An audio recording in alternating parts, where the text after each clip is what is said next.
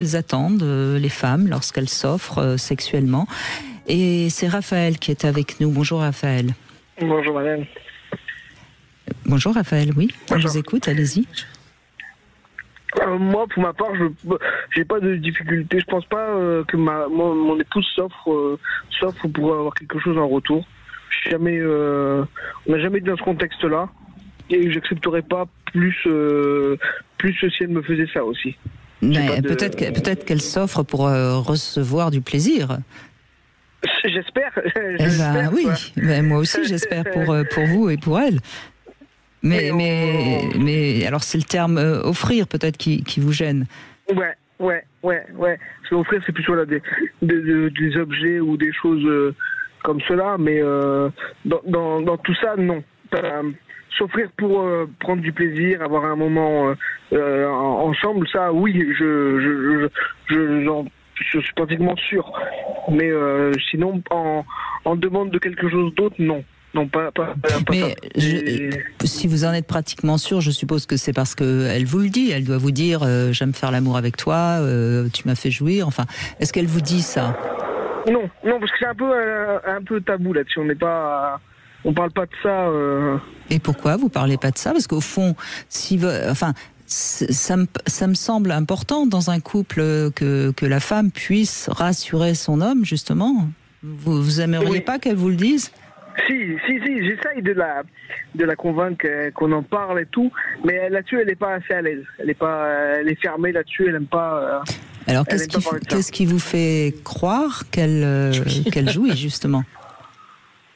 Ce comportement, parce que je la connais et tout, et les sensations et tout, quand ça se passe, ça, j'ai très peu de doute que ça soit faux, quoi.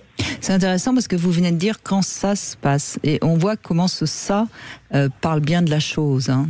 Julia Palombe, hein, c'est étonnant. Hein. C'est fou, hein. C'est psychanalytique là un peu quand même. Oui.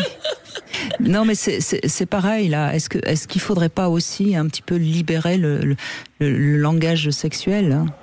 C'est du langage et de nos capacités à multiplier le vocabulaire que viendra peut-être la multiplication de nos plaisirs, hein.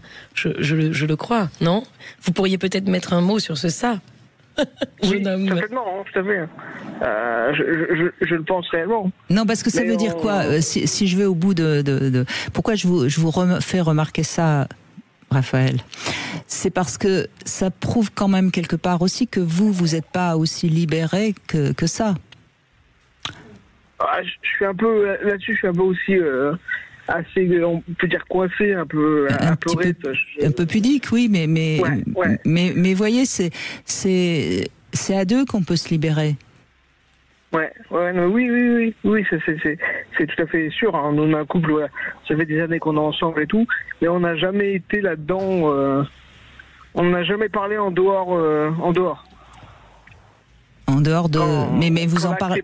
D'accord. Mais quand vous pratiquez l'acte sexuel, est-ce que vous pouvez dire oui, j'aime ça, ou est-ce que c'est juste ça, Oui, sans le faire sans difficulté, quoi. D'accord. Mais on ne revient pas sur l'acte, quoi. Oui, mais on n'est pas obligé de faire un compte rendu.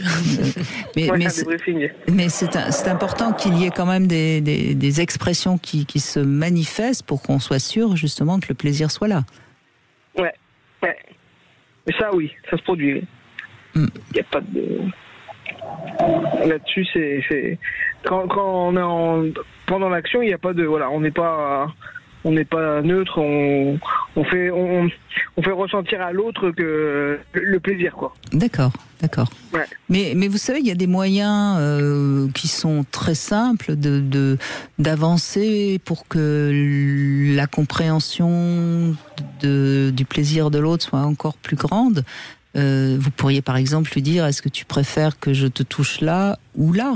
Voyez, il y a des choses qui pourraient s'exprimer un peu plus pour vous aider à vous libérer un peu tous les deux. Oui. Faut que j'essaye. Ben oui, ça peut libérer un petit peu la communication charnelle, hein. C'est juste ça. Ouais, tout à fait, ouais. Parce que peut-être que tout d'un coup, en touchant un peu ailleurs, il se passera quelque chose. J'espère. J'espère bien. Ben, oui, et puis de part et d'autre. Hein. Ouais. C'est vrai. Bon, en tout cas, merci de votre témoignage.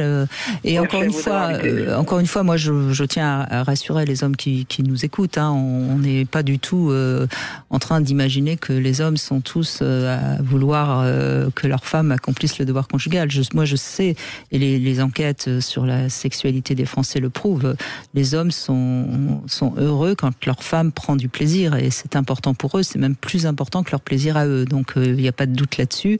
C'est juste cette incompréhension qu'il y a entre les hommes et les femmes qu'on essaye de soulever aujourd'hui. Oui, et d'ailleurs là j'avais envie aussi, je me disais, mais quand tout marche bien comme ça, mais aussi comment on fait pour savoir quand l'autre a envie. Est-ce que là par exemple ça voulait dire qu'ils avaient envie au même moment de faire l'amour depuis des années? Bon, il y a aussi cette question, quand le couple dure sur des années, eh bien comment on décèle les moments où l'autre a envie? Évidemment, s'il y a de la communication, bah c'est plus pratique. S'il y a des petits mots, s'il y a des petites lettres d'amour, s'il y a un message, ça peut quand même beaucoup aider à faire évoluer ce plaisir, même quand il était déjà là, ce qui semblait être le cas là dans le dernier message avec Raphaël. Mais bien sûr, parce que de toute façon, rien n'est statique, et la sexualité d'un couple, c'est pareil, elle doit évoluer, elle doit bouger, sinon ça risque en effet de un petit peu tomber dans ce qu'on appelle la routine, et ça c'est pas terrible. Non. Bon, en tout cas, merci beaucoup Raphaël. On fait une petite pause, on se retrouve dans un instant.